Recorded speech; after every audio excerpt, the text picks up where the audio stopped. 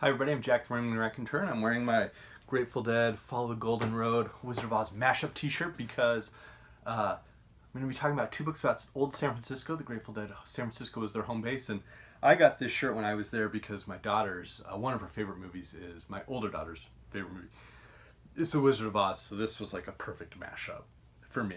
Anyways, the two books I read this week sort of concurrently, nonfiction and fiction, The Barbary Coast by Herbert Asbury, and Ambrose Bierce and the Queen of Spades by Oakley Hall. This was published in the early 1930s, and I will say very quickly that if you read Ambrose Bierce and the Queen of Spades, I don't know that you need to read The Barbary Coast by Asbury.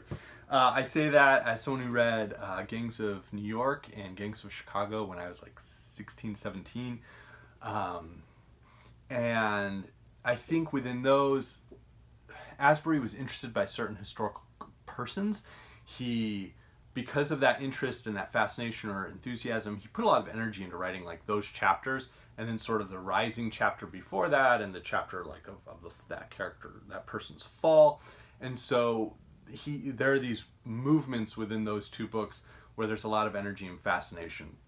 I don't know that he was fascinated by anyone in The Barbary Coast. It provides plenty of detail, it provides plenty of historical detail. It reads a little bit like a newspaper where it's just sort of, here's the date, here's what was going on, here's where it happened, here's what happened, here's who was involved, here's what happened next, here was the reaction to that. This traces the San Francisco underworld from 1849, really. Gold is discovered in 1848, but the 49ers, of course, arrive, the miners, and then with them a bunch of gamblers and all sorts of unsavory people. The population of San Francisco explodes. In a very short time, you have lawlessness, but it's also lawlessness with a bunch of people crammed together. There's almost no women. The women who are there are essentially forced to be like slaves and prostitutes. The miners are, for the most part, wildly unpleasant. Mexicans are treated horribly. The Chinese are treated horribly. The state and city pass anti-Chinese, laws in later years. And then, of course, you have the earthquake in 1906, which destroys a lot of buildings, but it also starts fires and breaks the water lines, so that there's no water to put out the fires. And so you have the original Chinatown burning, but you also have the famous mansions up on Nob Hill. All but one of those are destroyed. And then the Barbary Coast kind of limps along for another 10 years with some dance halls and stuff. But yeah, that was this book. It was okay. There was one part that was really funny, I guess, talking about a poster that was put up for the Bella Union. The shows that Foster presented were no bawdier than those offered by Tetlow had been, but he made them seem so by his advertising, which had a smirking small boy riding on the barn quality, curiously like that of the modern motion picture ballyhoo. This is published in the early 1930s. All of his street dodgers in design, if not in actual wording, were similar to this one of 1890. Full-grown people are invited to visit the Bella Union. If you want to make a night of it, the show is not of the kindergarten class, but just your size if you are inclined to be frisky and sporty. It is rather rapid, spicy, and speedy. You will find plain talk and beautiful girls, really girly girls. Just absolute nonsense. And that's one of the only times where you smirk as a reader reading this, because it's just fairly unsavory. So, on to Ambrose Bierce and the Queen of Spades. This is a good book. Oakley Hall wrote Warlock, which might be the best Western ever written. I say that as somebody who has read both Lonesome Dove and Blood Meridian, and I know there are partisans of those and other Westerns, but Warlock's an excellent Western. This book is not to mysteries what Warlock is to Westerns, but it's good. It involves a lot of historical detail.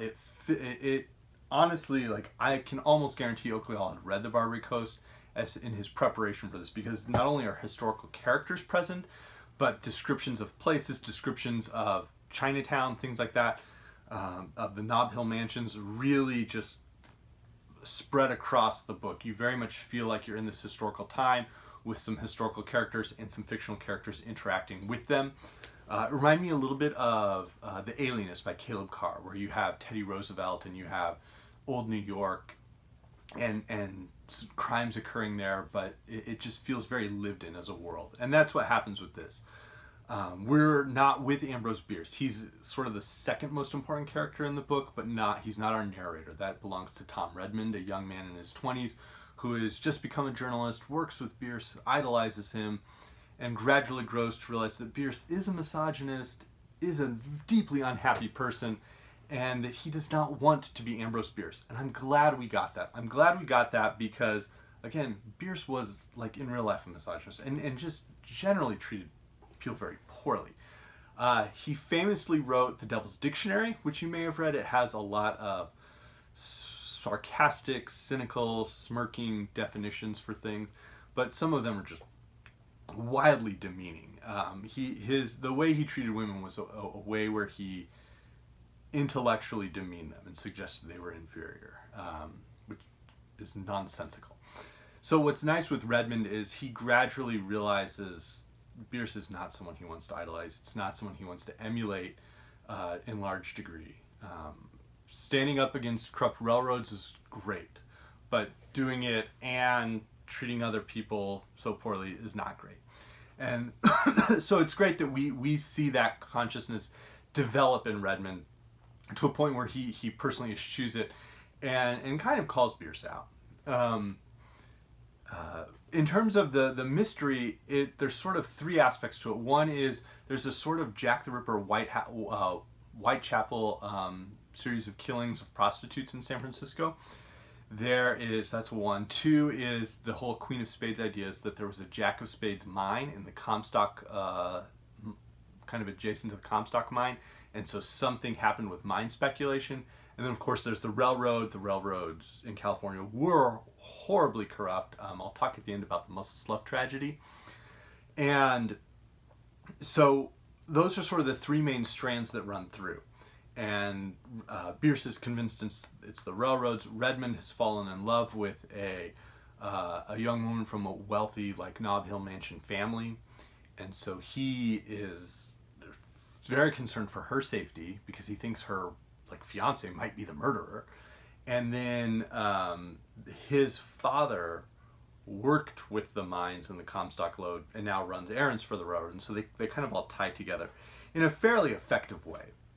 We do get this scene in Virginia City where there's like 2 chapters there as the mines are just a terrible place. So yeah, it's a solid mystery. It takes you to an interesting world. It fills it with interesting characters, and we see some character growth, which is always nice. It does have a weird epilogue that's like 20 pages long. And I know there's a series from this. There's at least 2 sequels, if not 3 or 4. And so I don't know how that whole... Because that epilogue goes like 25 years in the future. So I'm not quite sure how that works. I'll probably read the second one. I enjoyed this one enough.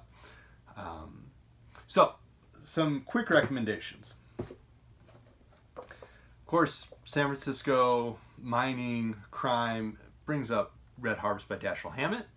Not set in San Francisco, but sort of a stand-in for Butte, Montana. Great book. Much more action than in Ambrose Bierce and the Queen of Spades.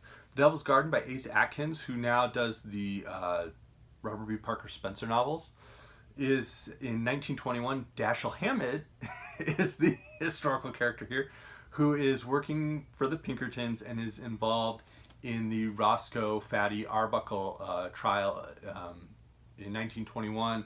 Arbuckle, who's one of the largest, most popular silent film comedians, is accused of raping and murdering a young woman at a party. William Randolph Hearst is running the newspapers and just continually publishes accounts trying to convince the public that Arbuckle is guilty. Hammett is investigating the case. So this is again an evocative book. It's post-earthquake San Francisco, but pretty good. If you're interested in more about like that era of San Francisco, there's of course Time Life's Old West, The 49ers, which is good. It's one of the better volumes. And then wanted to talk a little bit about the Mussel Slough tragedy. So within Ambrose Bierce and the Queen of Spades, we have this overriding. The Mussel Slough tragedy is specifically referenced. A couple of characters are believed to have been involved in it. The railroad, of course, was involved in it, and so there's a connection there. And so it occurred in 1880. What happened was the Southern Pacific Railroad, when it was built, retained control of like every other acre along the railroad route. The alternating acres were then sold to farmers and settlers at a very low price. The idea being they would develop their land, including the acres belonging to the railroad. When it came time to buy those in several years, they would have developed so they would be worth more. The railroad would not would get a higher price for those alternating lots. But there was sort of a gentleman's agreement of they're not going to charge crazy prices for them. Well, in reality, they did. They said, oh, it's not due to the improvements you made. The value's just gone up. Well, the value went up because of the improvements the farmers made. They also raised the hauling rates to take the farmers' produce and wheat and such off to markets. And so they were like doubly, taking advantage of the farmers. Well, the farmers did not want to, knuckle under for that. And ultimately it led to violence. The railroad sent some law enforcement officers of some type, along with some railroad agents out. There were some settlers who confronted them, and one of the railroad agents just started blasting with a shotgun. And I believe it was 7 people were killed, five farmers and 2 of the railroad officers. And then the railroad kind of controlled how the news got out via the telegraph. The farmers were prosecuted for interfering with the legal agents, and some of them went to jail. There wasn't a huge outcry around it. It is not frequently like pushed up as like an Old West like gun battle, but it was certainly a tragedy. It was evidence of the railroad's power in California.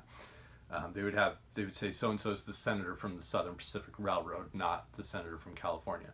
Leland Stanford, who had been a governor of California, was later a senator. Was a key leader in the Southern Pacific. He, of course, later founds Stanford University in memory of his son. But he was sort of a key man behind all this. I would like to recommend a great book around the Mussel Slough tragedy, but I don't know of one. There is The Octopus by Frank Norris, which deals with that tragedy and very much takes the farmer's perspective, but really misses the boat. It's overwritten. It's like 600 pages and it's just overwritten.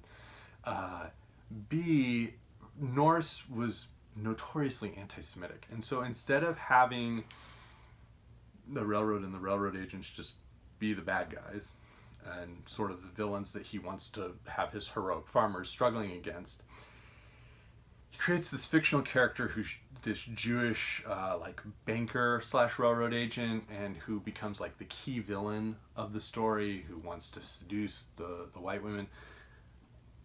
And it's just awful. The anti-Semitism just ends up like causing the entire book to flounder. There are some pages that are really good in here, and some characterizations around the farmers that are really good in here, but as a whole the book just utterly falls apart, specifically because Norris introduces an ahistorical character who he then just uses as a punching bag for his anti-Semitism. So I don't necessarily recommend The Octopus, but it does deal with that Mussel Slough tragedy that more people should be aware of. So anyways, those are Ambrose Bierce and the Queen of Spades, which again, if you read this, you don't necessarily need to read The Barbary Coast by Herbert Asbury, but you're welcome to. And with that, I'm going to follow the Golden Road and just go read something next. See you later.